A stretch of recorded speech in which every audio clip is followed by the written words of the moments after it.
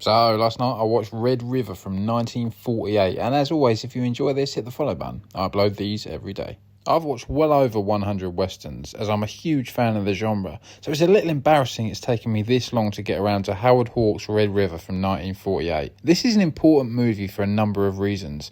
It was the first movie that really showed the range of John Wayne and thus piqued John Ford's interest. In fact, this movie is credited with convincing Ford to cast Wayne in She Wore a Yellow Ribbon, a role which again would prove pivotal in progressing Wayne's career. It's also got huge importance because it was the Howard Hawks' first western, the start of a set of films that are strongly considered as some of the best westerns ever made, including Rio Bravo, which a lot of people would consider as the very best. And of course, to square the circle, it was the first time John Wayne and Howard Hawks would work together. The first of 5 films they would make together, 4 of which were westerns, all of which were classics. I'm of the slightly less popular opinion that Red River is Hawks and Wayne's best movie together, beating out the more popular choice, Rio Bravo. They differ greatly, so it's not a straightforward comparison, but this is possibly the most epic western of them all. It starts with a young Thomas Dunson, played by Wayne, and a man named Groot, played by Walter Brennan, setting up a cattle ranch in Texas with just 1 bull and 1 cow. After a brief introduction of a child called Matt, it flashes forward 10 to 15 years and we see all 3 characters again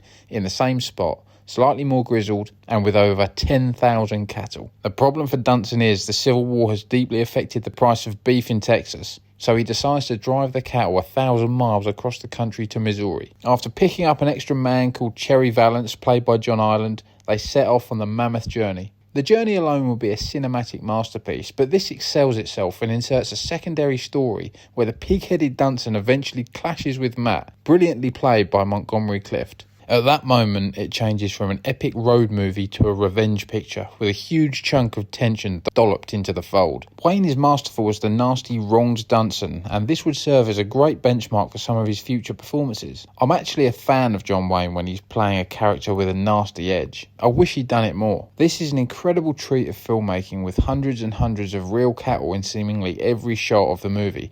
I cannot imagine how tricky it was to work on, but it gives us some stunning visuals. This is one of the great western movies in my opinion, and perfectly encapsulates the mythical West we love in the movies and sprinkles a bit of reality into the mix to make it feel grounded. I'm going to give this a 5 star.